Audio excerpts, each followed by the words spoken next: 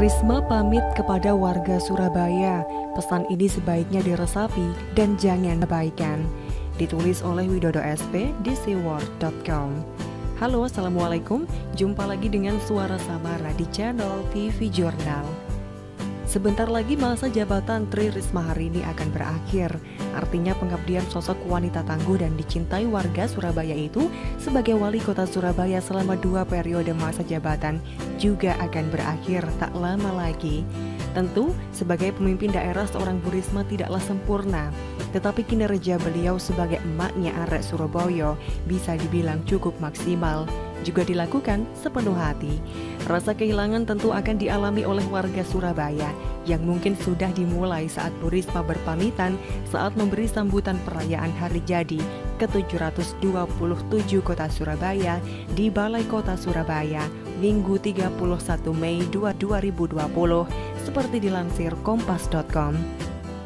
Menyadari bahwa perayaan itu adalah yang terakhir dalam kapasitas dirinya sebagai seorang wali kota, Bu Risma tak hanya memohon maaf sekiranya ada perkataan dan perilaku yang kurang berkenan kepada warga Surabaya.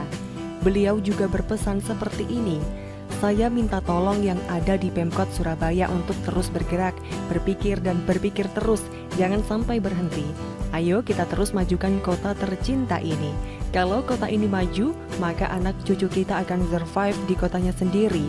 Ayo setiap individu harus bergerak untuk memajukan Surabaya, karena kita harus berjuang demi anak-anak kita semua."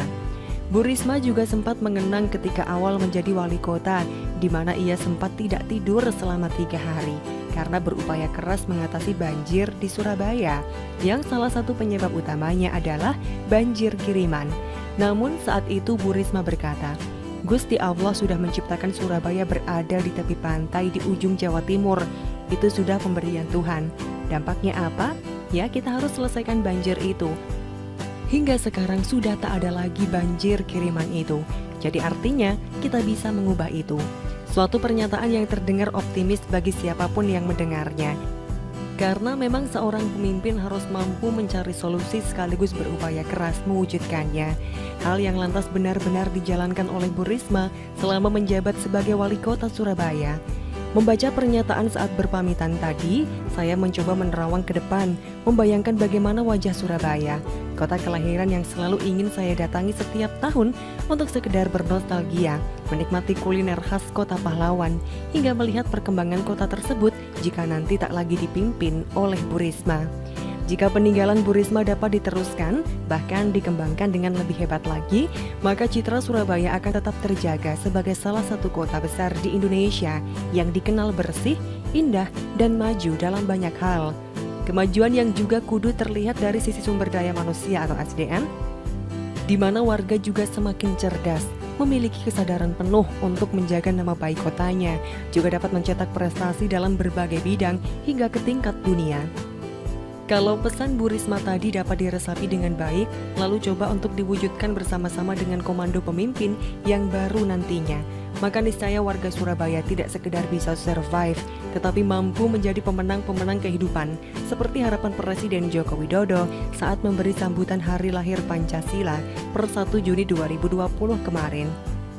Harapan saya, partai politik manapun yang ingin mengusung jagoan untuk calon pengganti Bu Risma nantinya tidak sekedar berebut singgasana wali kota Surabaya, tetapi juga mampu mendalami warisan-warisan yang diberikan oleh Bu Risma dan para wali kota pendahulunya. Harapan lebih besar lagi saya titipkan lewat artikel ini, agar jangan merusak Surabaya dengan ambisi politik maupun kekuasaan yang sama sekali tidak berdampak positif bagi warga Surabaya secara umum. Masa depan Surabaya kudu menjadi perhatian bersama, tak hanya bagi warga, tetapi juga calon pemimpin yang kelak akan memimpin tongkat komando. Sebagai Surabaya 1, meneruskan hasil kerja dan perjuangan dari Bu Risma. Tugas yang tidak mudah, bahkan cukup berat untuk membawa Surabaya sebagai kota metropolitan dengan taraf internasional. Betul begitu saudara-saudara? By the way, siapa nih kira-kira calon yang cocok buat meneruskan kepemimpinan Bu Risma di Surabaya? Begitulah kura-kura. Bagaimana menurut Anda? Silahkan untuk tulis komentar di kolom komentar. Jangan lupa ya untuk klik tombol like, subscribe, dan share. Samara pamit, wassalamualaikum warahmatullahi wabarakatuh. Bye.